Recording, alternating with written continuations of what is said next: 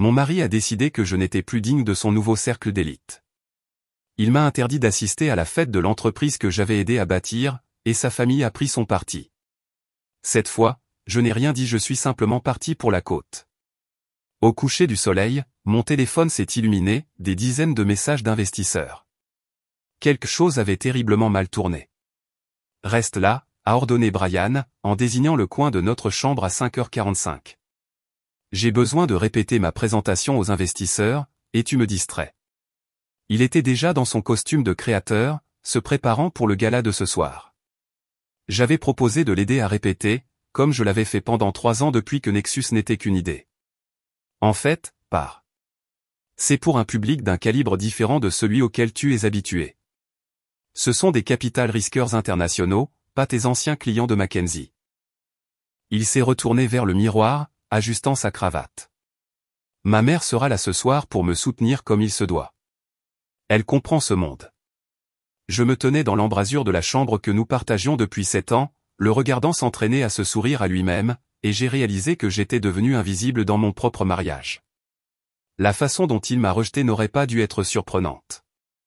Les signes s'accumulaient depuis des mois, de petites coupures que j'avais expliquées par le stress de la levée de fonds de série C.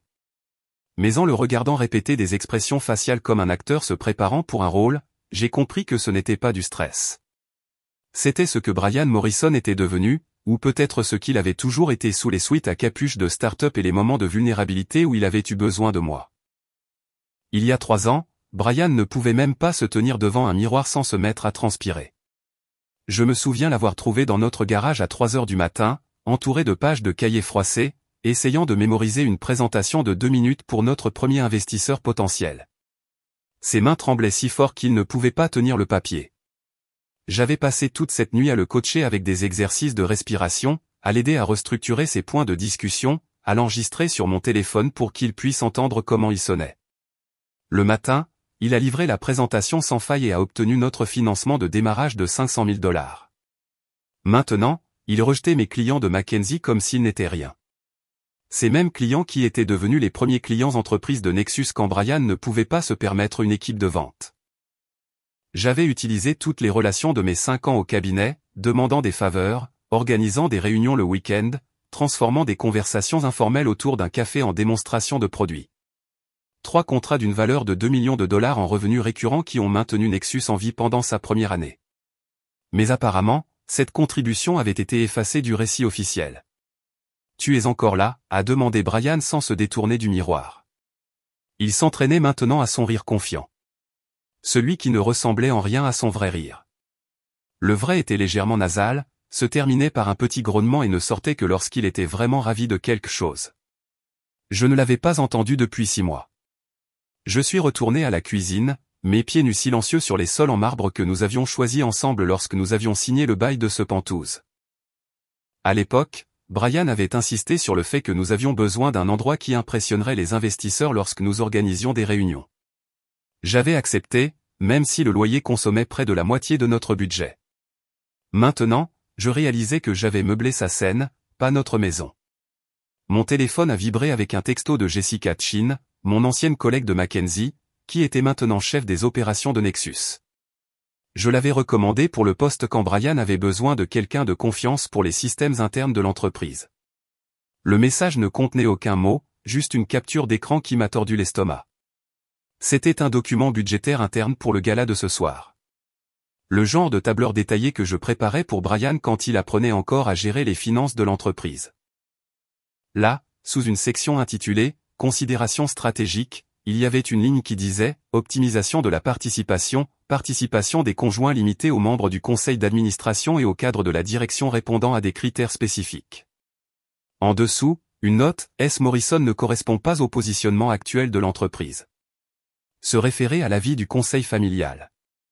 Avis du conseil familial.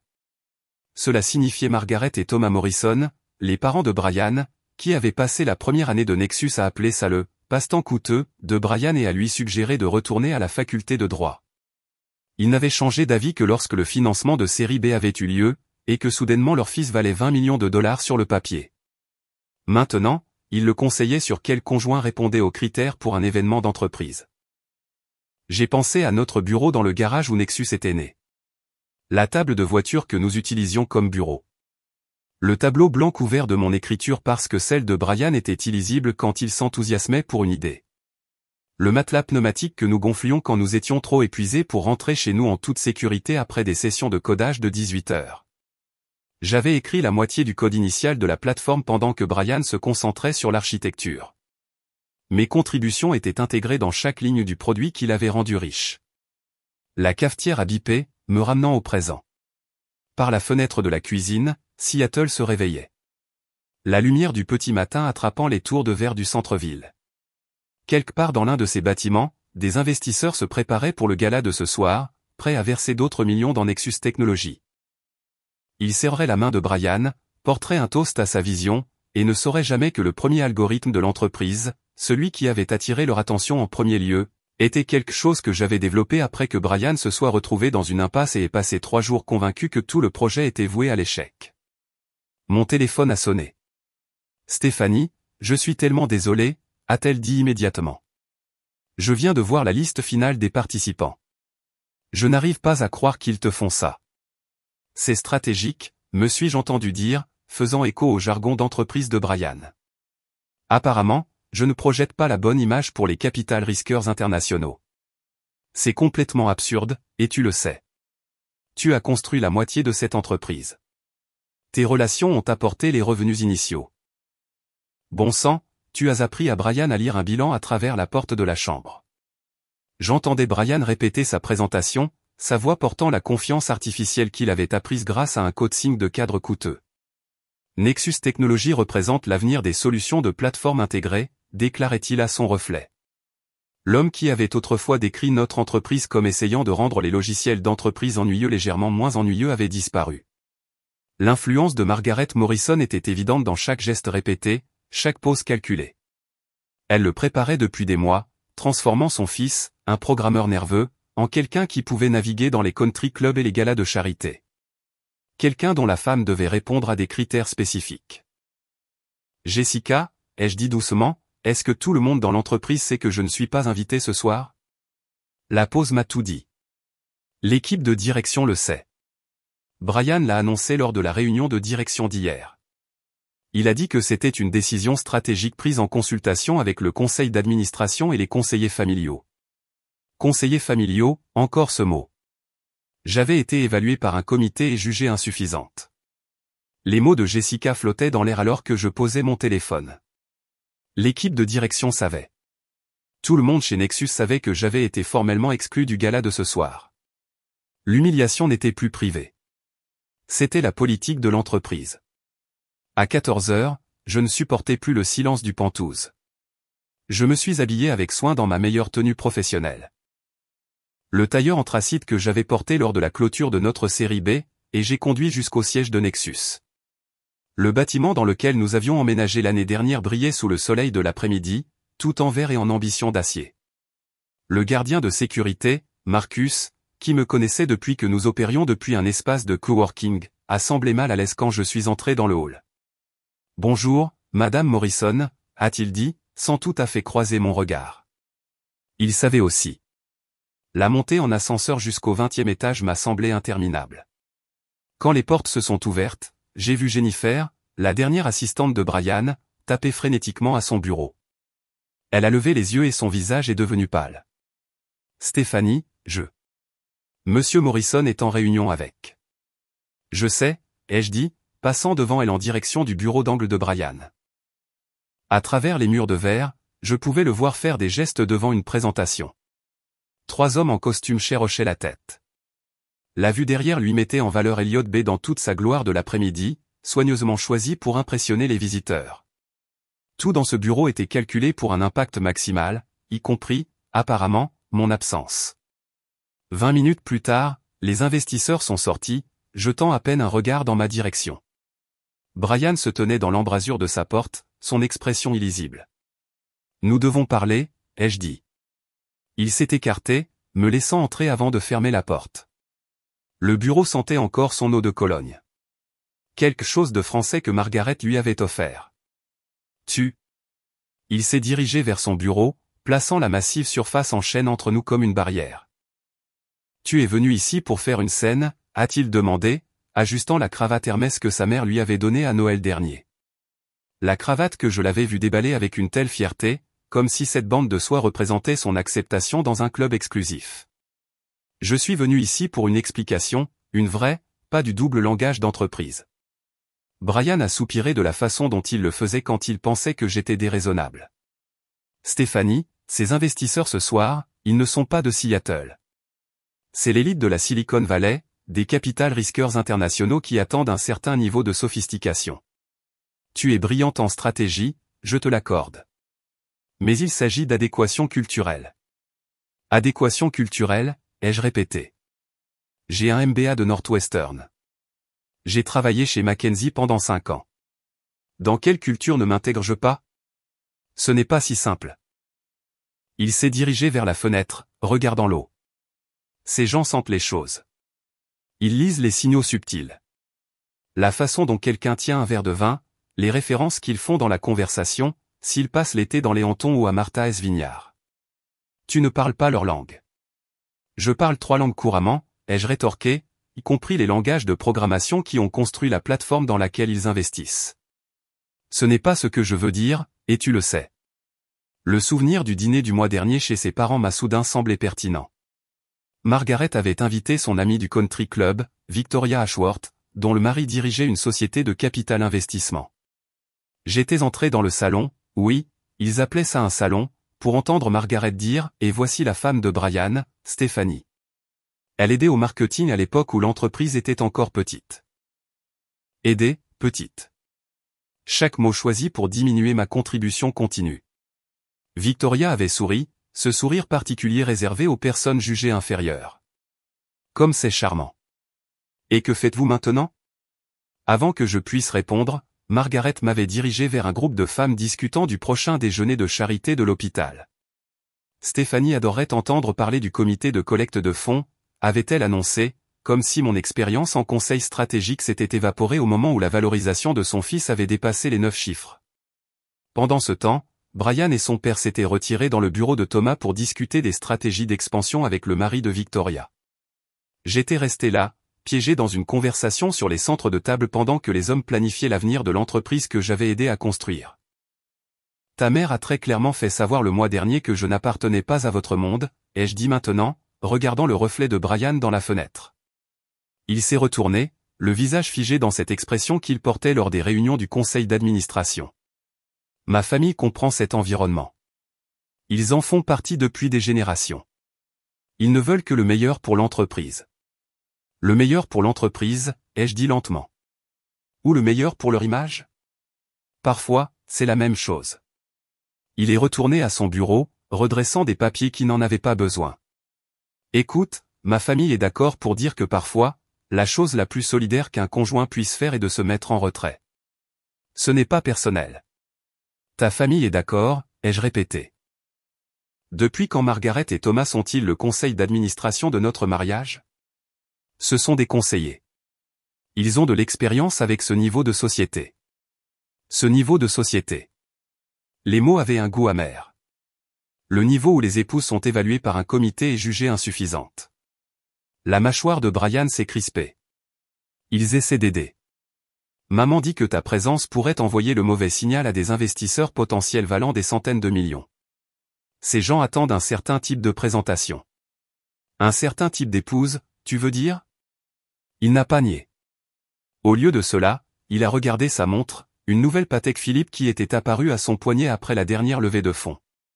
Le gala commence dans 4 heures. Je dois me préparer.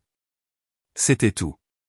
Pas d'excuses, pas de reconnaissance de ce que cela signifiait, juste un rejet aussi net et corporatif qu'une lettre de licenciement. Je me suis levé, étudiant l'homme que j'avais épousé il y a 7 ans. Quelque part sous le costume de créateur et la présence de cadres pratiqués se trouvait le programmeur nerveux qui avait eu besoin que je lui tienne la main à chaque décision majeure. Mais cette personne avait été soigneusement effacée de l'existence. Remplacée par cet étranger poli qui me considérait comme un passif à gérer. Tu as raison, ai-je dit doucement. Je ne m'intègre pas dans ce monde que tu as créé. Le monde où les gens sont évalués comme des options d'achat d'actions et où les mariages sont traités comme des accords de fusion.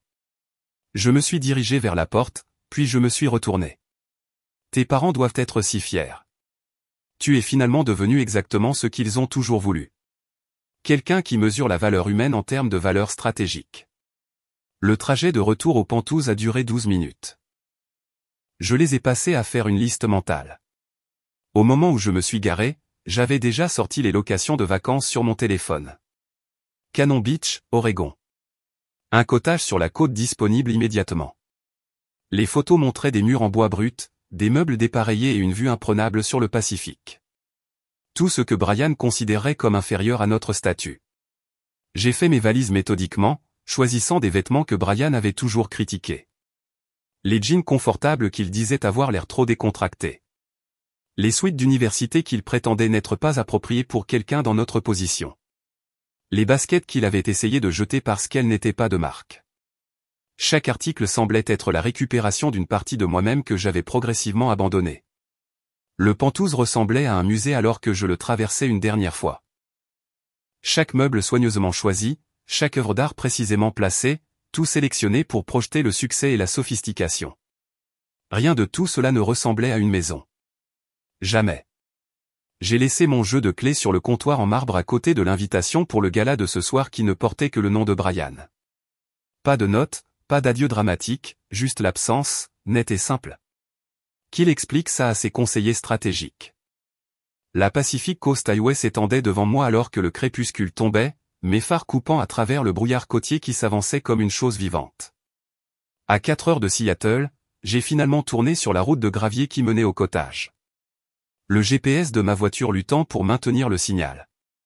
Quand la petite maison en bois est apparue à travers la brume, perchée sur sa falaise comme un nid d'oiseau, quelque chose dans ma poitrine s'est desserré pour la première fois depuis des mois. Elena, la propriétaire, se tenait sur le porche, vêtue d'une salopette tachée de peinture et tenant une lanterne qui projetait une lumière chaude dans l'obscurité grandissante. Ses cheveux gris étaient tordus en un chignon désordonné maintenu par ce qui semblait être un pinceau. Et son sourire ne contenait aucun jugement, seulement de l'accueil. « Vous devez être Stéphanie » a-t-elle dit, sa voix portant un léger accent que je ne pouvais pas identifier. « Vous avez l'air de quelqu'un qui a besoin de disparaître pendant un moment. » La précision de son observation aurait dû être troublante, mais au lieu de cela, cela ressemblait à une permission. Elle m'a tendu les clés, étonnamment lourdes et anciennes, puis a désigné une bouteille de vin rouge posée sur la balustrade du porche. « Vignoble local » a-t-elle expliqué. Pour tout ce que vous fuyez ou célébrez, parfois c'est la même chose. Le cottage ne ressemblait en rien à notre Penthouse de Seattle. Les planchers craquaient, les fenêtres étaient à simple vitrage et tremblaient dans le vent, et les meubles semblaient avoir été collectés dans diverses ventes de succession au fil des décennies. Mais quand j'ai posé ma valise et regardé à travers les fenêtres voilées de celle l'océan infini, je me suis senti plus chez moi que je ne l'avais été depuis des années. Cette première nuit, je me suis assise sur le canapé usé avec le vin d'Elena et j'ai écouté la conversation constante de l'océan avec le rivage. Pas de bruit de ville, pas de notification par email, pas de Brian répétant des discours dans la pièce voisine. Juste le fracas rythmé des vagues, et le cri occasionnel d'un oiseau de nuit. J'ai mis mon téléphone en mode avion et je l'ai fourré dans ma valise sous les vêtements confortables que Brian avait toujours critiqués. Le lendemain matin est arrivé avec un soleil agressif et le bruit des mouettes se disputant quelque chose sur la plage en contrebas. J'ai fait du café dans l'ancienne cafetière à percolation, du genre qui nécessite une réelle attention au lieu d'appuyer simplement sur un bouton, et j'ai porté ma tasse sur la terrasse. Le Pacifique s'étendait devant moi, infini et indifférent, ne se souciant pas des rapports trimestriels ou du positionnement stratégique ou du fait que la femme de quelqu'un répondait à des critères spécifiques. J'ai passé cette première journée à marcher sur la plage jusqu'à ce que mes jambes me fassent mal. L'air d'octobre était vif et pur, rien à voir avec l'atmosphère teintée de gaz d'échappement de Seattle. Je me suis surprise à m'arrêter pour examiner des choses que je n'avais pas remarquées depuis des années. La spirale parfaite d'un coquillage. La façon dont les algues ressemblaient à de la calligraphie en séchant sur le sable. Les minuscules crabes qui se dispersaient lorsque mon ombre tombait sur les mares de marée. Mes doigts se sont souvenus de comment faire fonctionner le vieil appareil photo que j'avais apporté. Celui que j'avais acheté à l'université quand je rêvais d'être photographe avant que Mackenzie ne me recrute. Le deuxième jour, j'avais établi une routine qui aurait horrifié Brian. Me réveiller quand mon corps le décidait, pas quand une alarme l'exigeait. Café sur la terrasse en regardant le brouillard se dissiper. Longue promenade sans destination. Lire de vrais livres, ceux que j'avais achetés il y a des années mais que je n'avais jamais ouverts parce qu'il y avait toujours une autre présentation à réviser, une autre présentation aux investisseurs à peaufiner, un autre modèle financier à ajuster. J'étais à mi-chemin d'un roman sur une femme qui vend tout pour acheter un vignoble en France quand Elena est apparue sur ma terrasse le 3e matin, portant sa propre tasse de café et un carnet de croquis. « Ça vous dérange si je me joins à vous ?» a-t-elle demandé, bien qu'elle s'installait déjà dans l'autre chaise. Nous sommes restés assises dans un silence confortable pendant un moment, elle esquissant la vue pendant que je faisais semblant de lire, mais en fait je la regardais travailler. Ses mains se déplaçaient avec la confiance de quelqu'un qui avait depuis longtemps cessé de s'excuser de prendre de la place. « Vous avez le regard, a-t-elle finalement dit, sans lever les yeux de son dessin, de quelqu'un qui recalcule toute sa vie. C'est si évident ? Je gère ce cottage depuis 15 ans. J'ai vu toutes sortes d'évadés. Des cadres divorcés, des médecins épuisés, des écrivains en panne d'inspiration, des conjoints qui ont découvert des liaisons. Vous êtes dans la catégorie où je viens de réaliser que je vivais la vie de quelqu'un d'autre. J'ai ri, me surprenant de la sonorité amère. Mon mari a décidé que je n'étais pas assez sophistiqué pour son nouveau cercle social. Plus précisément, je ne réponds pas aux critères pour assister au gala des investisseurs de son entreprise, celle que j'ai aidé à construire. Le crayon d'Elena s'est arrêté. Elle m'a regardé, puis m'a vraiment regardé, ses yeux vifs malgré les rides du sourire qui les entouraient. « Laissez-moi deviner », a-t-elle dit. Il a réussi et soudainement vous n'étiez plus le bon type d'accessoire. Ses parents sont d'accord pour dire que je pourrais envoyer le mauvais signal aux investisseurs internationaux. Elena a reniflé, retournant à son croquis. Vous savez ce que j'aime dans l'océan ? Il se fiche de votre valeur nette. Les vagues se brisent de la même manière pour les milliardaires et les artistes. Le sable entre dans les chaussures de tout le monde de la même façon. La marée ne vérifie pas votre portefeuille avant de monter. Elle avait raison. Bien sûr, le Pacifique se fichait que j'ai été jugé peu sophistiqué selon les normes de la famille Morrison. Il se fichait que je n'ai pas répondu à des critères stratégiques. Il continuait simplement d'être lui-même, vaste et honnête et complètement insensible aux prétentions humaines. Cet après-midi-là, j'ai fait quelque chose que je n'avais pas fait depuis 3 ans. J'ai préparé un repas sans regarder l'heure, sans calculer quand Brian serait à la maison, sans me soucier de savoir si cela se photographiait assez bien pour la présence sur les réseaux sociaux qu'il insistait que nous maintenions.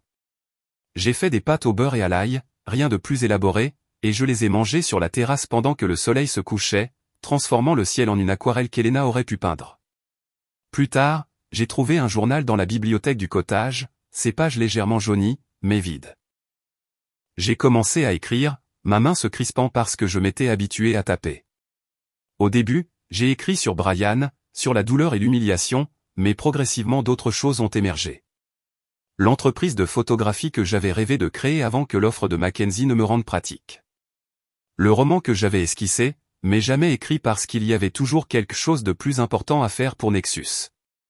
Le poste d'enseignante que j'avais refusé parce que Brian avait dit que nous devions nous concentrer sur notre entreprise. Sauf que ça n'avait jamais été notre entreprise. C'était son entreprise que j'avais aidé à construire, son rêve que j'avais soutenu, son succès que j'avais facilité. Quelque part au cours de ces 3 années de codage, de feuilles de calcul et de réunions d'investisseurs, j'avais oublié que j'avais eu des rêves aussi. Des rêves qui n'impliquaient pas d'introduction en bourse, de valorisation de marché ou d'impressionner des gens qui mesuraient la valeur en option d'achat d'actions. Le 4e matin, je me suis rendu au petit centre-ville, un ensemble de bâtiments vieillis qui semblaient résister au changement depuis les années 1970. Le café avait des chaises dépareillées et un menu à la craie, rien à voir avec les cafés chics de Seattle que Brian préférait. La propriétaire, une femme avec une fleur dans les cheveux, a souri quand j'ai commandé et ne m'a pas demandé ce que je faisais dans la vie, où j'avais étudié ou si je passais mes étés dans un endroit impressionnant. Je suis retourné au cottage depuis le café alors que le samedi après-midi se fondait dans le soir, portant un sac en papier avec du pain frais que le boulanger avait sorti du four pendant que j'attendais. La simplicité de cette transaction, de l'argent pour du pain, sans évaluation de ma dignité à l'acheter, semblait révolutionnaire après des années où chaque interaction était mesurée pour sa valeur stratégique. Le soleil commençait sa descente vers l'horizon lorsque je me suis installé sur la terrasse du cottage avec un verre de vin d'Elena. 7 octobre, 19h15.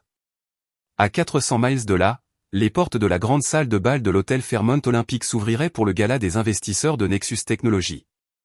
Je le savais parce que j'avais visité cet espace avec Brian il y a 6 mois, lorsqu'il m'avait pris la main et m'avait murmuré que ce serait notre célébration de la victoire.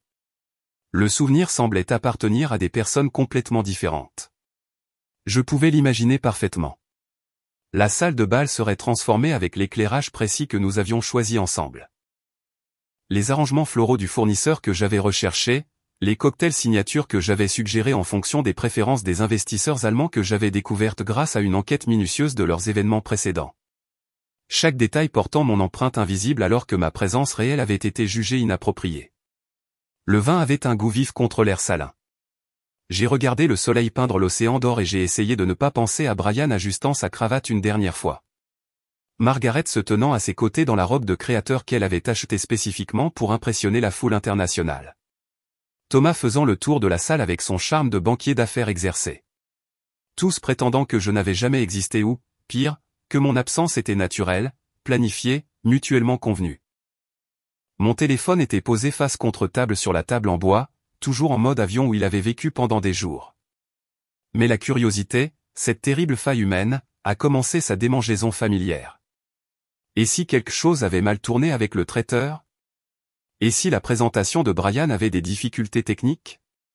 Et si, et je me détestais de le penser, et s'il avait besoin de moi? À 19h43, j'ai allumé mon téléphone. L'écran a immédiatement explosé. Le son de notification est devenu un bourdonnement continu alors que les messages affluaient plus vite que l'appareil ne pouvait les traiter. 26 appels manqués, 42 textos, 17 emails marqués urgents. Le téléphone a même chauffé dans ma main à cause de l'activité soudaine. Le nom de Jessica dominait les appels manqués. Ces textos ont commencé de manière professionnelle et ont sombré dans le chaos. Stéphanie, s'il te plaît, appelle quand tu auras ce message. Il s'est passé quelque chose avec les investisseurs allemands. Brian a besoin que tu appelles immédiatement. Appelle-moi maintenant.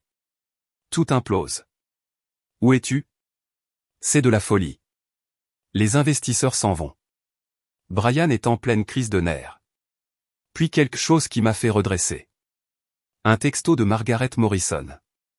En 7 ans de mariage, ma belle-mère ne m'avait jamais contacté directement par téléphone. Elle communiquait par l'intermédiaire de Brian, ou, en cas d'absolue nécessité, par des invitations écrites formelles. Mais le voilà. Urgence familiale. Tu dois appeler immédiatement. J'ai d'abord appelé Jessica. Elle a répondu avant la fin de la première sonnerie. Dieu merci, a-t-elle haleté. Et je pouvais entendre le chaos en arrière-plan. Des voix fortes, ce qui ressemblait à des chaises qui raclent. Quelqu'un qui crie à propos de la gestion de crise. Stéphanie, où étais-tu? Tout s'effondre. Qu'est-ce qui s'est passé? Les Allemands sont arrivés. Les documents de diligence raisonnable. Oh mon Dieu, Stéphanie. J'ai essayé d'avertir Brian, mais il n'a pas voulu écouter. Jessica, ralentit. Qu'en est-il des documents? Je l'ai entendu prendre une profonde inspiration tremblante. Tu te souviens de cet analyste junior que Brian a embauché le mois dernier? Kevin quelque chose. Il a été chargé de compiler le dossier de diligence raisonnable pour les investisseurs allemands. Brian lui a dit d'être minutieux, d'inclure tout ce qui montrait l'excellence opérationnelle de Nexus. Mon estomac s'est noué.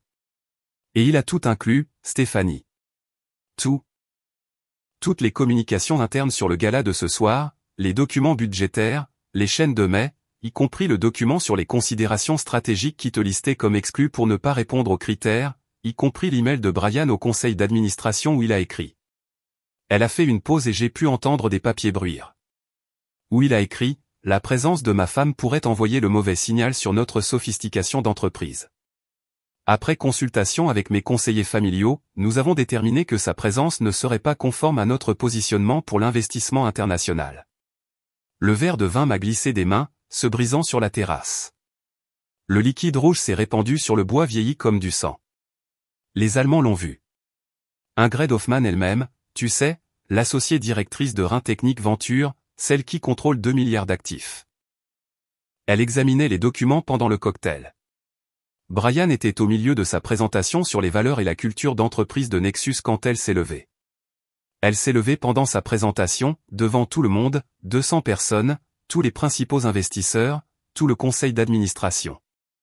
Elle a brandi sa tablette avec le document affiché et a dit, « Stéphanie, je n'exagère pas. » Elle a dit, « Monsieur Morrison, pourriez-vous expliquer pourquoi votre femme, qui, selon l'histoire même de votre entreprise, a aidé à construire cette plateforme, a été exclue de l'événement de ce soir pour ne pas répondre aux critères de sophistication ?» Je me suis affalé dans la chaise de terrasse, mes jambes soudainement incapables de me supporter. Jessica a continué, sa voix baissant presque à un murmure. La salle est devenue silencieuse. Brian a essayé d'expliquer, a dit que c'était sorti de son contexte, que c'était une décision mutuelle. Et puis Ingrid a dit, « Mon Dieu, tout le monde l'a entendu, nous n'investissons pas dans des entreprises dont les dirigeants traitent les gens comme des passifs stratégiques. Si c'est ainsi que vous valorisez la personne qui a aidé à construire votre entreprise, comment traiterez-vous les autres parties prenantes lorsque cela deviendra pratique ?»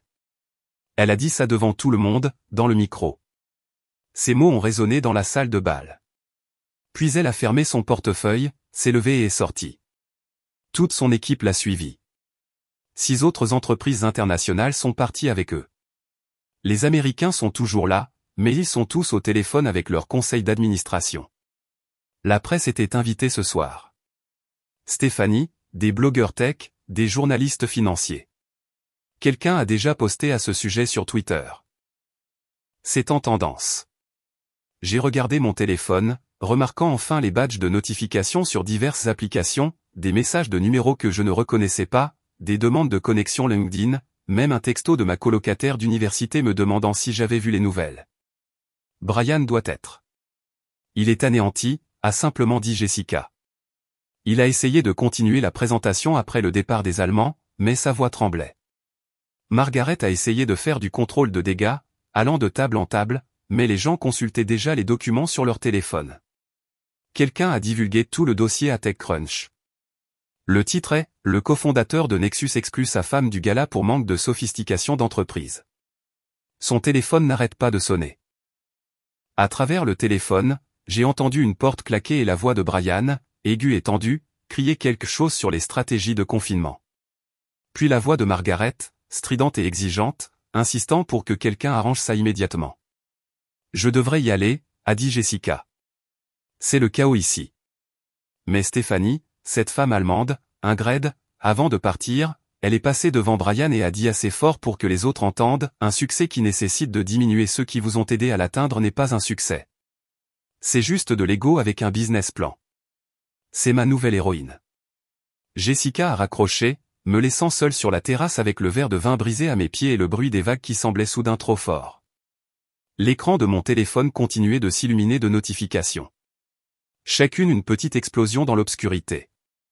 J'ai regardé les chiffres grimper. 57 textos non lus, 31 appels manqués, des emails se multipliant comme un virus.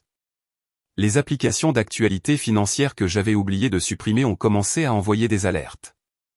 L'action de Nexus Technologies plonge dans les échanges après la clôture. Une société d'investissement allemande se retire de l'accord avec Nexus. Breaking, plusieurs investisseurs quittent le gala de Nexus suite à une fuite de documents.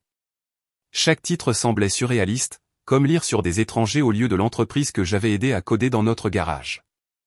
Mon téléphone a sonné. La photo de Brian est apparue. Celle de notre mariage où il avait l'air jeune et reconnaissant et en rien l'homme qui m'avait rejeté ce matin. J'ai laissé aller à la messagerie vocale. Quelques secondes plus tard, un autre appel. Cette fois d'un numéro que je ne reconnaissais pas, mais avec un indicatif régional de Seattle. Puis un autre et un autre. J'ai éteint la sonnerie mais j'ai continué à regarder les appels silencieux s'empiler comme des accusations. À 20h47, j'ai finalement commencé à écouter les messages vocaux. Le premier message de Brian portait encore sa voix de PDG, contrôlée et mesurée malgré le chaos que Jessica avait décrit. « Stéphanie, nous avons une situation qui nécessite une gestion immédiate. Il y a eu un malentendu sur la documentation de ce soir. Rappelle-moi pour que nous puissions coordonner notre réponse. Cela nous concerne tous les deux. » Le deuxième message, horodaté 12 minutes plus tard, montrait des fissures dans son sang-froid. « Stéphanie, je sais que tu reçois ces messages. Les investisseurs allemands se sont retirés. La presse est impliquée. Nous devons présenter un front uni. S'il te plaît, appelle-moi. Au troisième message, sa voix était passée de commandante à urgente. Le conseil d'administration se réunit en ce moment. Il parle de ma démission. 3 autres entreprises viennent de se retirer. C'est 280 millions de dollars d'engagement qui s'envolent. Tu dois m'aider à expliquer ça. Dis-leur que c'était ton choix de ne pas venir. Le quatrième message abandonnait toute prétention. Stéphanie, s'il te plaît. TechCrunch a publié l'histoire. C'est partout. Mon téléphone n'arrête pas. Les journalistes, les investisseurs, le conseil d'administration. Ils disent que j'ai détruit la réputation de l'entreprise. Ça ne peut pas se terminer comme ça. Pas après tout ce que nous avons construit. Le cinquième message était à peine reconnaissable comme étant celui de Brian. L'action a chuté de 38%. 38% Stéphanie, tu comprends ce que tu as fait? Le conseil d'administration panique. Nous avons besoin que tu dises que c'était mutuel. S'il te plaît, je t'en supplie. J'ai passé au message vocal suivant. La voix de Thomas Morrison a rempli mon oreille. Froide et menaçante d'une manière que je n'avais jamais entendue auparavant. Stéphanie, c'est Thomas. Je ne sais pas à quel jeu tu joues, mais tu détruis la réputation de notre famille. La carrière de Brian est en ruine. Margaret est bombardée d'appels de nos associés. Si tu ne publies pas immédiatement une déclaration soutenant Brian, je poursuivrai toutes les options légales disponibles. Cette destruction vindicative s'arrête maintenant. Destruction vindicative. Comme si j'avais orchestré ça. Comme si j'avais écrit les documents qui m'excluaient ou les avais divulgués aux investisseurs. Comme si j'avais fait autre chose que de partir tranquillement quand on m'a dit que je n'étais pas désiré. Le message suivant m'a fait rire, un rire sec et amer dans l'air nocturne.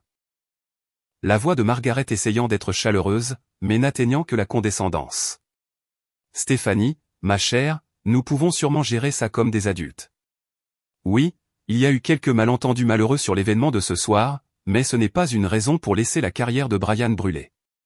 Tu peux sûrement mettre de côté tes sentiments pour le bien de la réputation de la famille.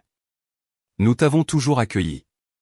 Ici, elle a fait une pause, et je pouvais presque l'entendre choisir ses mots. Malgré les différences dans nos origines. Ne laisse pas l'orgueil tout détruire.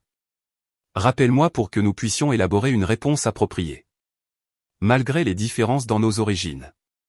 Même maintenant, même en suppliant mon aide, elle ne pouvait pas résister à cette dernière pique. Comme si mon éducation de classe moyenne était un défaut de caractère que je devrais être reconnaissante qu'ils aient négligé. Mon téléphone s'est allumé avec un autre appel.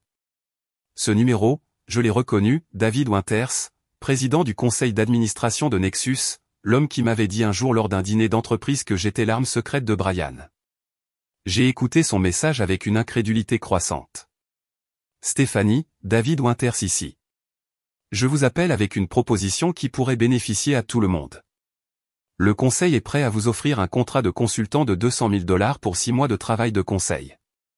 Tâche réelle minimale. En échange, vous signeriez un accord de non-divulgation standard et publieriez une déclaration clarifiant que vous avez choisi de ne pas assister à l'événement de ce soir pour vous concentrer sur des projets personnels. Nous pourrions faire rédiger les contrats ce soir. Fonds transférés lundi. Cela protège les intérêts de tout le monde et nous permet à tous d'aller de l'avant. Rappelez-moi dans l'heure. Un pot de vin. Ils essayaient d'acheter mon silence. De me payer pour valider leur histoire, que je n'avais jamais vraiment compté pour le succès de Nexus. 200 000 $ pour accepter que j'étais exactement ce qu'ils avaient prétendu. Inutile, peu sophistiqué, mieux absente. Mon téléphone a vibré avec un texto de quelqu'un de Forbes. Madame Morrison, souhaitez-vous commenter les événements de ce soir chez Nexus? Nous publions un article sur la culture d'entreprise et la valeur des conjoints dans les startups technologiques. Un autre du Wall Street Journal. Pouvez-vous confirmer si vous avez été formellement exclu du gala de ce soir? Bloomberg, Reuters, TechCrunch. Les demandes affluaient, chaque journaliste sentant le sang dans l'eau. La batterie de mon téléphone est passée de 60 à 40% juste en traitant les messages entrants. Pendant tout ce temps, je suis resté assise sur la terrasse, regardant l'océan, qui continuait son rythme ancien, complètement indifférent à l'implosion qui se produisait à 400 miles de là. Les vagues se brisaient et se retiraient, se brisaient et se retiraient, indifférente au cours des actions et aux réputations d'entreprise. Un texto de Jessica a coupé à travers les demandes des médias. Des images de sécurité de la salle de bal sont en ligne. Quelqu'un a filmé la sortie d'un grade. C'est déjà à 50 000 vues. Brian a essayé de la faire retirer, mais elle a été téléchargée et republiée partout. La section des commentaires est brutale. Je n'ai pas cherché la vidéo. Je n'avais pas besoin de voir le visage de Brian quand son monde soigneusement construit s'est effondré. J'avais déjà vu cette expression dans des moments plus petits. Quand un premier investisseur a refusé Nexus, quand le lancement de notre premier produit a eu des bugs critiques, quand il a réalisé que l'approbation de ses parents était conditionnelle au succès. Mais cette fois, je n'étais pas là pour reconstruire sa confiance, pour lui rappeler sa valeur, pour l'aider à trouver des solutions. Un autre message vocal de Brian. Celui-ci datait de seulement 30 secondes. Sa voix était creuse, vaincue. Stéphanie, les autres investisseurs partent. Tous. Le gala se termine 2 heures plus tôt. Tout le monde rentre chez soi. Maman et papa sont partis sans dire au revoir. Je suis debout dans une salle de bal vide qui nous a coûté 40 000 $ à louer. S'il te plaît, dis-moi juste ce que tu veux. Que faudra-t-il pour que tu m'aides? Que voulais-je? La question semblait trop grande pour le moment. Je voulais récupérer les 3 dernières années. Je voulais le mari qui avait pleuré de joie quand notre premier client a signé. Je voulais la vie que nous avions planifiée avant que le succès ne réécrive toutes nos définitions. Je suis resté assise là, la voix brisée de Brian résonnant encore dans mon oreille, me demandant ce qu'il faudrait pour que je l'aide. Le téléphone semblait lourd dans ma main, brillant de 37 messages vocaux, chacun un morceau du désespoir qui se déroulait à 400 miles de là. Le coucher de soleil s'était approfondi pendant que j'écoutais, transformant le ciel de l'Oregon en couche d'or saignant dans le violet. Le genre de beauté naturelle qui existait complètement indépendamment du drame humain. Que faudrait-il? La question supposait que j'avais des exigences. Que c'était une négociation où je détenais un levier que j'avais l'intention d'utiliser. Mais assise là, regardant la lumière s'estomper sur le Pacifique, j'ai réalisé que je ne voulais rien de Brian, de sa famille ou de Nexus Technologies. Je ne voulais pas d'excuses, d'explications ou du contrat de conseil que David Winters avait fait miroiter comme une carotte. Je ne voulais même pas de vengeance. Pas vraiment, parce que la vengeance nécessitait de se soucier du résultat. Je voulais le silence. Mon pouce a plané sur le bouton d'alimentation. Une pression et je pourrais répondre à Jessica, rappeler Brian, m'engager dans la machinerie de gestion de crise qui devait certainement tourner toute la nuit à Seattle. Margaret aurait déjà rassemblé des conseillers, élaborant des déclarations et calculant le contrôle des dégâts. Thomas serait au téléphone avec ses contacts juridiques, explorant les options pour contenir les retombées. Brian arpenterait sa salle de bal vide ou son appartement d'entreprise, rafraîchissant les flux des réseaux sociaux pour voir sa réputation s'effriter en temps réel. Il voulait que je participe à leur panique. Chaque appel, chaque texto, chaque message vocal était une invitation à rejoindre leur chaos, à les aider à gérer les conséquences des décisions qu'ils avaient prises sur ma valeur. Même le pot de vin de David supposait que je pouvais être ramené dans leur récit pour le bon prix. J'ai appuyé sur le bouton d'alimentation et je l'ai maintenu jusqu'à ce que l'écran s'éteigne. Puis j'ai fait quelque chose que je n'avais pas fait depuis l'université, avant que les smartphones ne deviennent des extensions de nos corps. J'ai trouvé un petit tournevis dans le tiroir de la cuisine du cottage, j'ai retiré le panneau arrière du téléphone et j'ai enlevé la batterie. L'appareil est devenu juste un rectangle de verre et de métal, inoffensif et silencieux. La séparation physique semblait significative. Ce n'était pas juste le mode avion, qui pouvait être annulé d'un simple glissement. Cela nécessitait une action délibérée pour inverser, une barrière entre moi et la tentation de vérifier juste un message de plus, de voir si Brian avait rappelé, d'assister à l'effondrement continu de tout ce qu'il avait construit en m'excluant. J'ai versé un autre verre de vin, mes mains plus stables qu'elles ne l'avaient été de toute la soirée.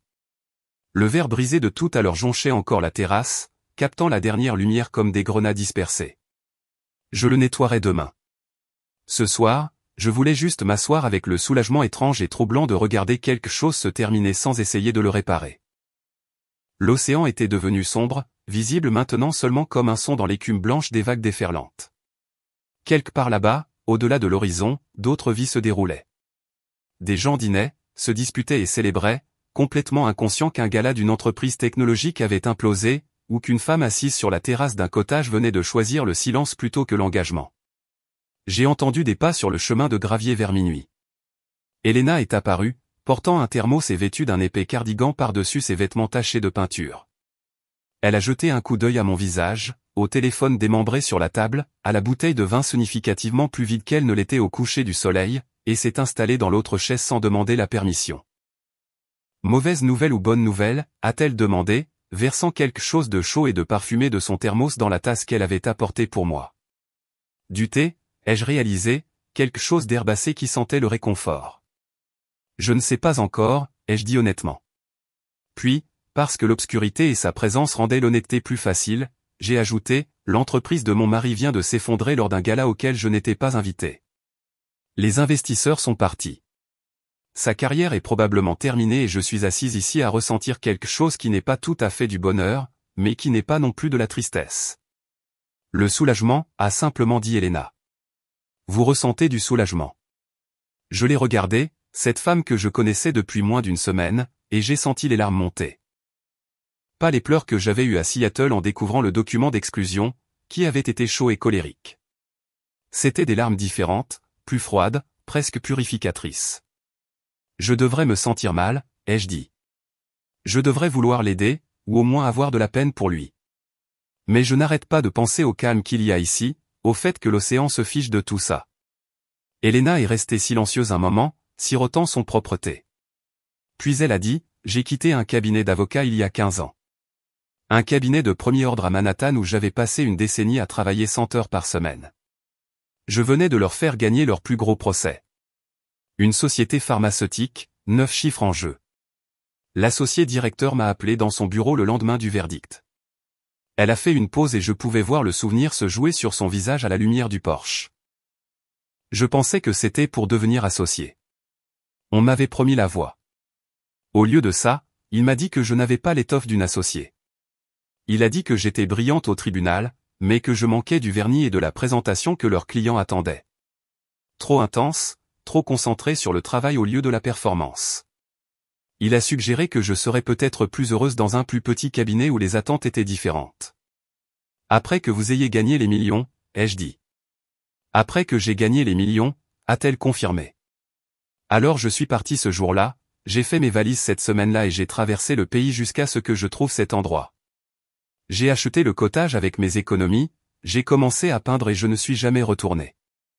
La meilleure décision que j'ai jamais prise. Vous ont-ils appelé, ai-je demandé. Ont-ils essayé de vous faire revenir? Elena a souri, et c'était le genre de sourire qui contenait des années de sagesse acquise. Ils ont appelé pendant des mois. L'affaire que j'avais gagnée a commencé à avoir des complications. Le client n'était pas satisfait de l'avocat remplaçant. Ils m'ont offert le poste d'associé principal, mon nom sur la porte, un bureau d'angle. Je n'ai jamais répondu. Finalement, ils ont arrêté d'appeler. La dernière fois que j'ai entendu parler d'eux, le client avait quitté le cabinet entièrement. Elle s'est penchée en avant, ses yeux croisant les miens dans la pénombre. Vous savez ce que j'ai appris? Le silence est la réponse la plus puissante aux personnes qui ont fondamentalement mal compris votre valeur. Ils s'attendent à de la colère, de la douleur ou de la négociation. Ils sont préparés à tout ça. Mais le silence les force à assumer leurs décisions sans votre participation. Mon téléphone était mort sur la table entre nous, et j'ai pensé à Brian dans sa salle de bal vide, à Margaret passant ses appels de contrôle des dégâts, à Thomas menaçant d'une action en justice, à David offrant son pot de vin. Tous s'attendant à ce que je réponde, que je m'engage, que je les aide à gérer ce qu'ils avaient créé. Mon amie Jessica a appelé avant que j'éteigne mon téléphone, ai-je dit. L'investisseur allemand qui est parti a publié une déclaration. Elle a dit, un succès qui nécessite de diminuer les gens n'est pas un succès. C'est juste de l'ego avec un business plan. Femme intelligente, a dit Elena. C'est déjà partagé partout. Tout le désastre est public maintenant. Brian est probablement en train de se faire descendre sur les réseaux sociaux. Et comment ça vous fait sentir? J'ai honnêtement considéré la question, faisant face à la complexité de mes émotions. Satisfaite n'est pas tout à fait le mot. Vindicatif semble trop actif. C'est plus comme regarder les conséquences naturelles des décisions se dérouler sans mon interférence. Comme si j'avais finalement arrêté d'essayer de gérer des résultats qui n'étaient jamais les miens à gérer. Elena a levé sa tasse dans un petit toast, aux conséquences naturelles et à la liberté de ne pas interférer. Nous sommes restés assis ensemble jusqu'à près de 2 heures du matin, parlant de tout sauf de Brian et de Nexus. Elle m'a parlé de ses installations artistiques, de l'apprentissage de la confiance en ses instincts créatifs après des années d'argumentation juridique. Je lui ai parlé des rêves de photographie que j'avais abandonnés, du roman que j'avais esquissé mais jamais écrit, de toutes les versions de moi-même que j'avais mises de côté pour construire l'empire de quelqu'un d'autre. Quand je suis finalement rentré, j'ai laissé le téléphone démembré sur la table de la terrasse. Le matin, je prolongerai ma location du cottage. Je passerai des jours à marcher sur les plages, à aider Elena à se préparer pour sa prochaine exposition en galerie, à manger des repas qui ne nécessitaient aucune documentation ou but stratégique. Je découvrirai ce que c'était que d'exister sans public, sans essayer de prouver ma valeur à des gens qui avaient déjà décidé que je n'en avais pas. La vengeance, j'apprenais, ne nécessitait pas d'action, de planification ou de conséquences soigneusement orchestrées. Parfois, la vengeance consistait simplement à choisir la paix pendant que le monde soigneusement construit de quelqu'un d'autre s'effondrait sous le poids de ses propres décisions. Parfois, elle avait le goût de l'air salin, du thé aux herbes et du silence absolu d'un téléphone qui ne pouvait pas sonner. La semaine à Cannon Beach s'est étendue à 8 jours, puis 9, puis 10. Chaque matin, je me réveillais au son des vagues et à l'absence d'urgence. Et chaque matin, je choisissais de rester un jour de plus. Elena n'a jamais demandé quand je partais. Elle a simplement ajusté le contrat de location, balayant mes inquiétudes concernant ses autres réservations d'une main tachée de peinture et l'observation que le cottage semblait savoir qui en avait besoin. Mais le 11e matin, je me suis réveillé avec un sentiment différent. Pas de la crainte exactement, mais une clarté que le silence avait fait son travail. J'avais découvert ce que j'avais besoin de savoir sur moi-même, sur ce que je voulais, sur qui j'étais sans les ambitions de Brian définissant mes journées. Maintenant, j'avais besoin de voir ce qui restait de la vie que j'avais laissée derrière moi. Le trajet de retour à Seattle m'a semblé plus long que l'évasion. L'octobre s'était approfondi en fin d'automne. Les arbres le long de l'autoroute dépouillaient de leurs feuilles. Tout rendu dans des tons de gris qui correspondaient à mon incertitude. J'ai rallumé mon téléphone ce matin-là, le laissant charger pendant que je faisais mes valises, mais je n'avais pas regardé les messages. Il y aurait bien assez de temps pour ce chaos une fois arrivé. La ville est apparue à travers la pluie vers 16 heures, sa ligne d'horizon émergeant de la brume comme un étranger familier. J'avais vécu ici pendant 7 ans, mais en traversant le centre-ville en direction de notre Penthouse, je me sentais comme une touriste observant la vie de quelqu'un d'autre. Les cafés où Brian et moi avions planifié nos premières stratégies. Le restaurant où nous avions célébré notre premier grand contrat.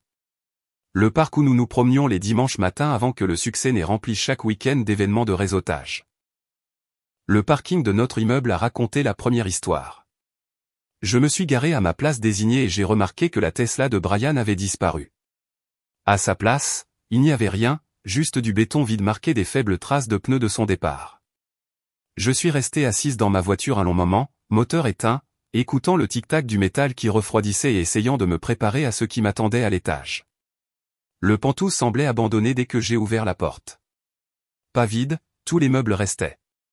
Toutes les œuvres d'art soigneusement choisies étaient encore accrochées au mur, mais creux d'une manière qui n'avait rien à voir avec l'occupation physique. L'air avait un goût de renfermé, comme si personne n'avait ouvert une fenêtre depuis des jours. Le courrier s'était accumulé sur la table d'entrée, principalement des factures et de la correspondance d'entreprise adressée à Brian. J'ai traversé les pièces lentement, notant les petites absences qui marquaient son départ. Ses articles de toilette disparus de la salle de bain, le placard à moitié vide où ses costumes avaient été suspendus, son ordinateur portable manquant du bureau dans le bureau.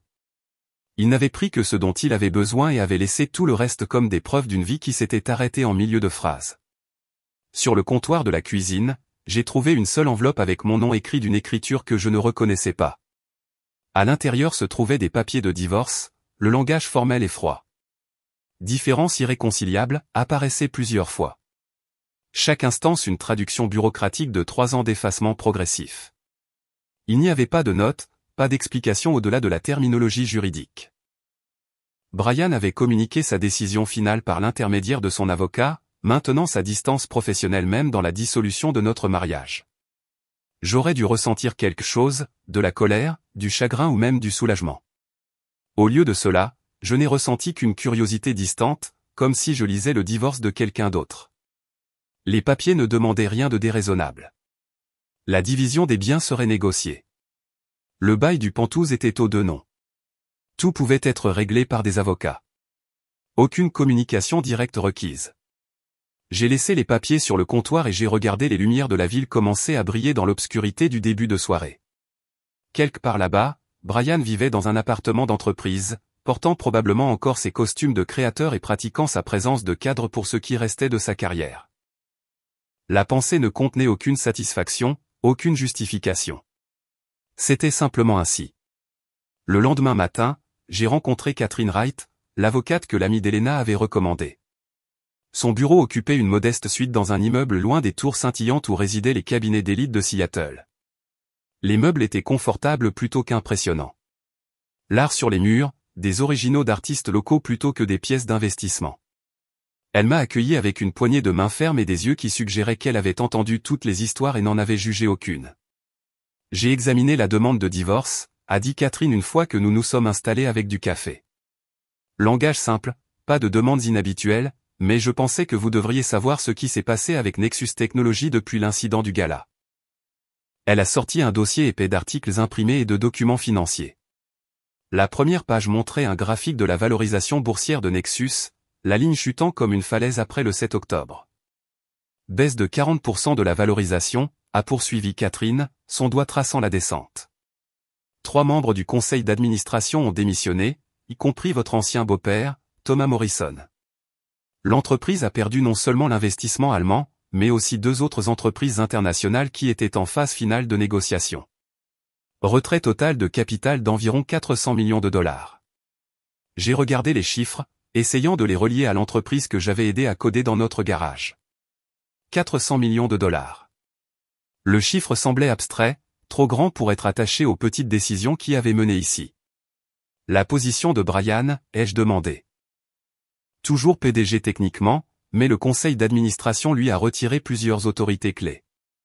Il est essentiellement une figure de proue maintenant pendant qu'il recherche un remplaçant. Ses parents ont retiré leur soutien financier 2 jours après le gala. Selon mes sources, Margaret Morrison a dit à plusieurs personnes de son country club qu'ils devaient protéger leurs autres investissements de l'association avec le scandale. L'ironie ne m'a pas échappé. Margaret, qui s'était tant souciée que ma présence envoie le mauvais signal aux investisseurs, avait elle-même envoyé le signal le plus clair possible en abandonnant son fils lorsque sa réputation est devenue un passif. Il y a plus, a dit Catherine, faisant glisser un autre document sur son bureau. Les plans d'expansion internationale ont été suspendus indéfiniment. Les bureaux de Londres et de Singapour qui devaient ouvrir le trimestre prochain ont été annulés. Plusieurs employés clés sont partis chez des concurrents. Combien d'employés ? 43 au cours des 10 derniers jours. Y compris la plupart de l'équipe d'ingénierie originale qui a construit la plateforme avec vous et Brian. J'ai pensé à ces premiers jours. Les gens qui avaient cru en Nexus quand ce n'était qu'une idée. De bons ingénieurs qui avaient accepté des réductions de salaire pour rejoindre une start-up. Qui avaient travaillé des heures impossibles parce qu'ils croyaient en ce que nous construisions. Maintenant, ils partaient, emportant avec eux leurs connaissances institutionnelles. Et je ne pouvais pas les blâmer. Mon téléphone a sonné alors que Catherine organisait les documents. Le nom de Jessica est apparu à l'écran. J'ai répondu, la mettant en haut-parleur avec la permission de Catherine. Stéphanie, Dieu merci, a dit Jessica, sa voix tendue de stress. Es-tu de retour à Seattle ? Pouvons-nous nous voir ? Je suis de retour. Que se passe-t-il ? Ce qui ne se passe pas ? Le bureau ressemble à un cimetière. La moitié des bureaux sont vides. Ceux qui ne le sont pas sont occupés par des gens qui mettent à jour leur profil LinkedIn. Brian quitte à peine son bureau. Quand il le fait, il a l'air de ne pas avoir dormi depuis des jours. Margaret et Thomas ne sont pas allés à une réunion du conseil d'administration depuis que le scandale a éclaté. Les gens disent qu'ils ont trop honte pour se montrer. Nous nous sommes arrangés pour nous retrouver pour un café cet après-midi-là dans un petit endroit près de Pike Place Market, choisissant délibérément un endroit loin des bureaux de Nexus et des lieux d'entreprise où nous pourrions rencontrer des gens de ce monde. Jessica avait l'air épuisée quand elle est arrivée, son apparence habituellement parfaite adoucie par des ombres sous ses yeux et des cheveux tirés en une simple queue de cheval plutôt que son style professionnel. Nous avons trouvé une table dans un coin où nous pouvions parler sans être entendus. Ça se meurt, a-t-elle dit sans préambule. L'entreprise. J'ai déjà vécu des acquisitions et des licenciements, mais c'est différent. C'est comme regarder quelque chose pourrir de l'intérieur parce que les fondations étaient corrompues depuis le début. C'est si dramatique que ça. Stéphanie, les investisseurs exigent activement la démission de Brian. Pas suggérer, exiger. Les membres restants du conseil d'administration sont en réunion quotidienne pour trouver comment le renvoyer sans déclencher la clause de son contrat qui lui donnerait une énorme indemnité de départ. Pendant ce temps, il est dans son bureau à passer des appels désespérés à tous ses contacts, essayant de reconstruire des relations qu'il a détruites en montant. Elle a fait une pause pour siroter son café, et j'ai pu voir que ses mains tremblaient légèrement. Tu veux savoir le pire? Il est confus. Vraiment confus de savoir pourquoi les gens ne prennent pas ses appels. Pourquoi les mêmes investisseurs qui le courtisaient il y a 3 mois ne répondent pas à ses emails. Il a même dit lors d'une réunion hier que tout cela était un malentendu qui avait été monté en épingle. Un malentendu, ai-je répété. Il ne comprend pas. Il pense que c'est une question de relations publiques, de gestion d'un récit. Il ne comprend pas que les gens ont vu exactement qui il est et ont décidé qu'ils ne veulent pas faire affaire avec cette personne. Mon téléphone a vibré avec une notification par email. Le nom de l'expéditeur m'a fait faire une pause. Ingrid Hoffmann, l'investisseur allemand dont la sortie avait tout déclenché. L'objet était, simplement, une conversation qui en vaut la peine. Je l'ai ouvert pendant que Jessica regardait, curieuse. Le message était bref et direct, écrit dans le style efficace que j'étais venu à associer à la communication d'entreprises européennes. Madame Morrison, j'espère que ce message vous trouve bien. Je voulais vous contacter personnellement suite aux événements du 7 octobre.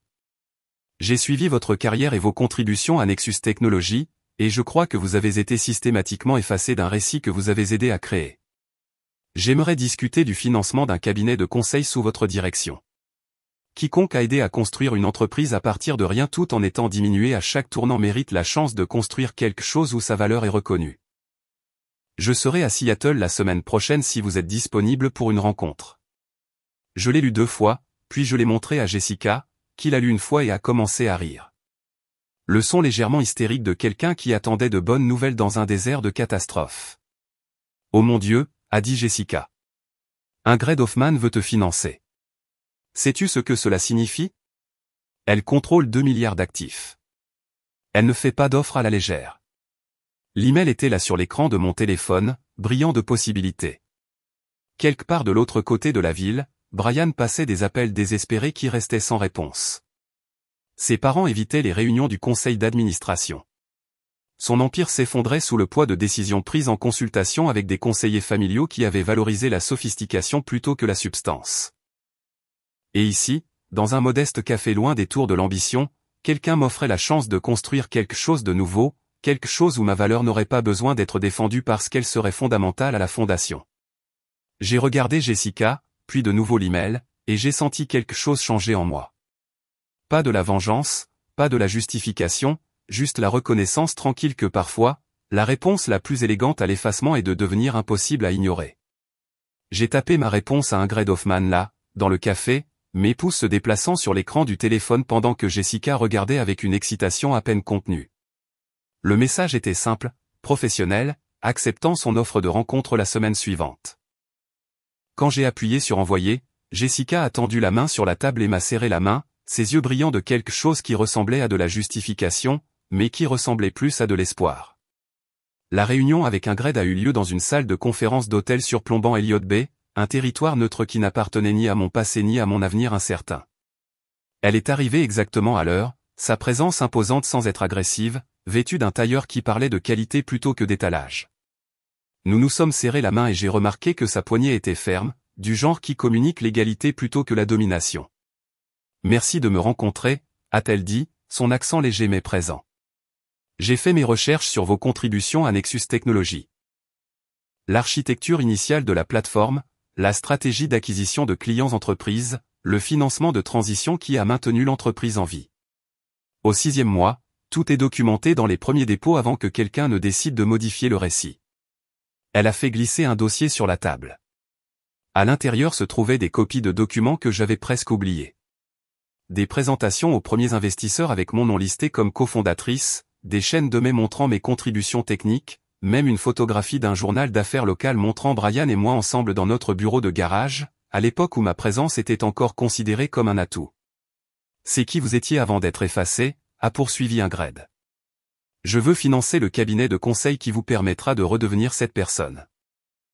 Non pas au service de la vision de quelqu'un d'autre, mais en construisant la vôtre.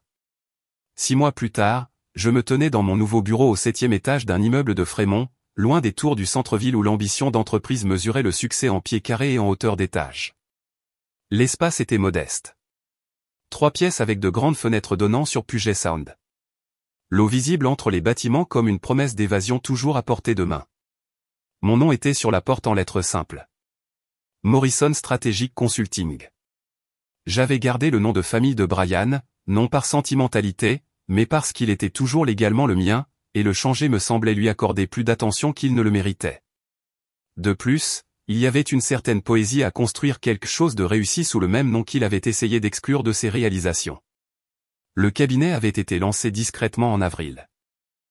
Pas de communiqué de presse ni de grande ouverture, juste du bouche à oreille à travers le réseau de personnes qui avaient vu le scandale de Nexus se dérouler et en avaient tiré leurs propres conclusions. Ingrid avait tenu parole, fournissant un financement de démarrage et me mettant en contact avec des fondateurs qui valorisaient la substance plutôt que la performance. En 2 mois, j'avais 3 clients majeurs. Le premier était une start-up de biotechnologie fondée par une femme, une entreprise développant des outils de diagnostic pour la détection précoce du cancer. La fondatrice, la Dr Sarah Chin, m'avait contacté après qu'Ingrid ait mentionné mon nom, disant qu'elle avait besoin de quelqu'un qui comprenait ce que signifiait construire quelque chose de réel tout en étant entouré de gens plus intéressés par les apparences. Je l'ai aidé à structurer sa présentation de série A, la mettant en contact avec des investisseurs qui posaient des questions sur sa science avant de s'enquérir de son pédigré.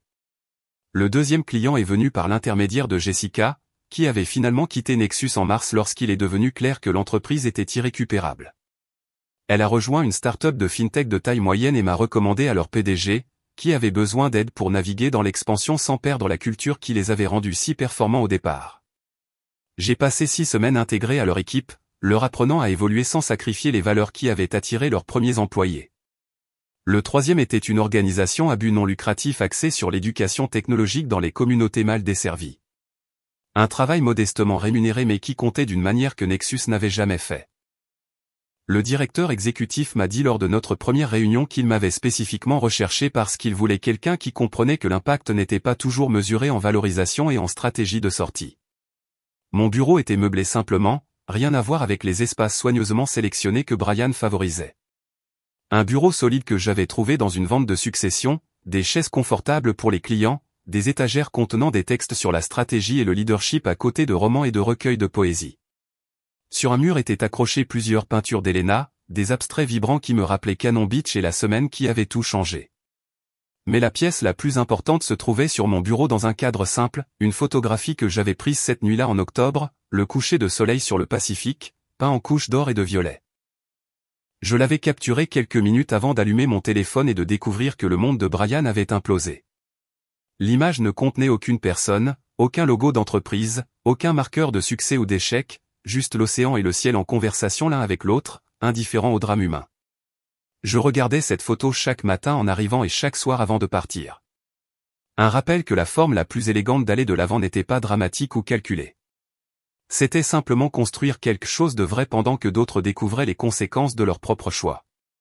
Des nouvelles de Brian me parvenaient occasionnellement par des canaux professionnels, le genre d'informations qui circulaient dans la communauté technologique de Seattle, que vous les cherchiez ou non. Il est resté PDG de Nexus Technologies. Bien que l'entreprise qu'il dirigeait ne ressemblait guère à ce que nous avions construit ensemble.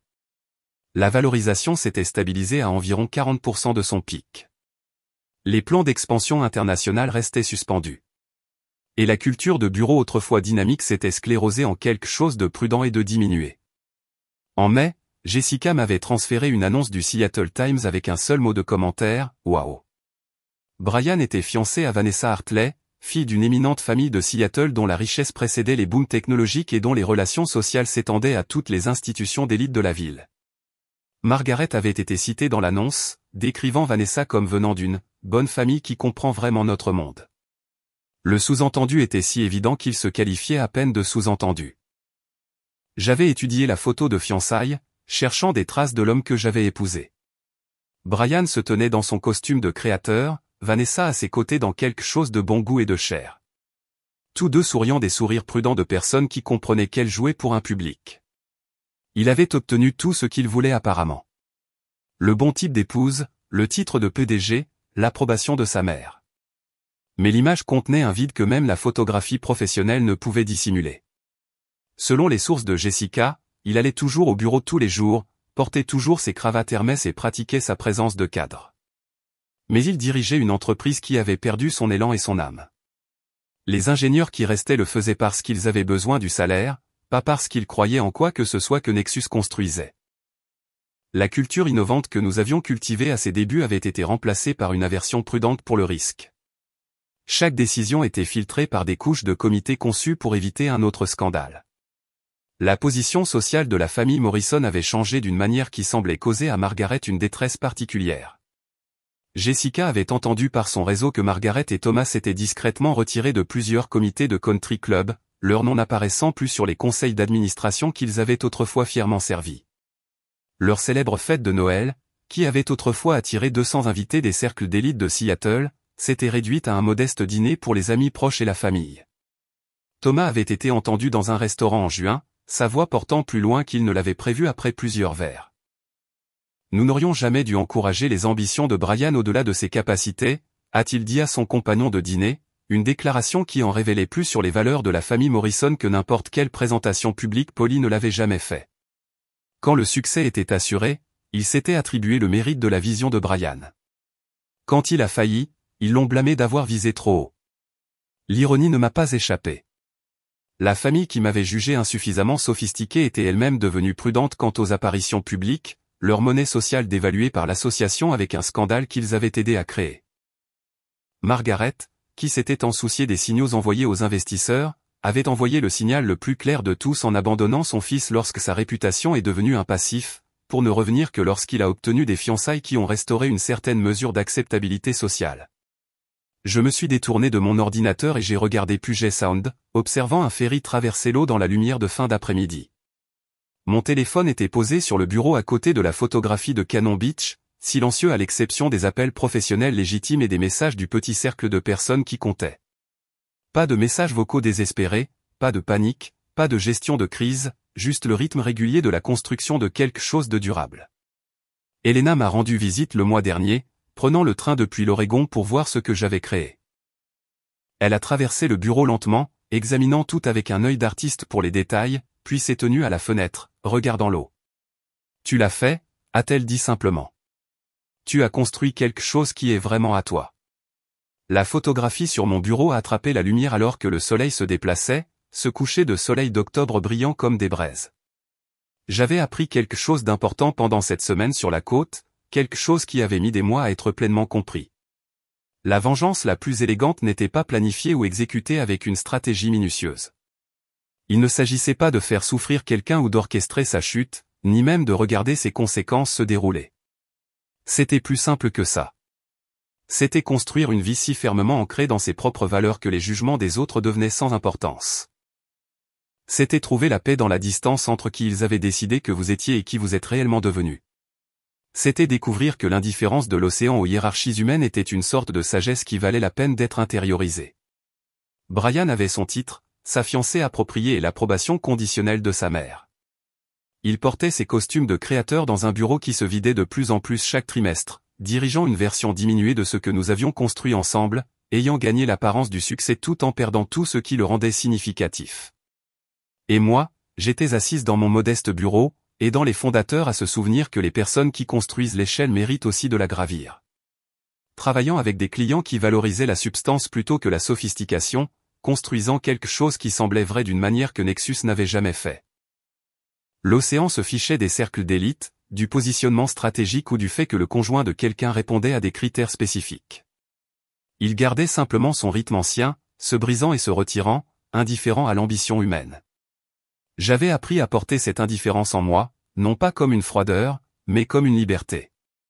La liberté de construire sans performer, de réussir sans diminuer les autres, de trouver la paix en étant simplement assez, exactement comme j'étais. Si cette histoire de triomphe tranquille a résonné en vous, appuyez sur le bouton j'aime dès maintenant. Ma partie préférée a été lorsque Stéphanie a choisi le silence plutôt que l'engagement, retirant la batterie de son téléphone pendant que le monde de Brian s'effondrait à 400 miles de là. Quel a été votre moment préféré? Dites-le dans les commentaires ci-dessous. Ne manquez pas d'autres histoires fascinantes de résilience et de réinvention. Abonnez-vous et activez la cloche de notification pour ne jamais manquer une mise en ligne.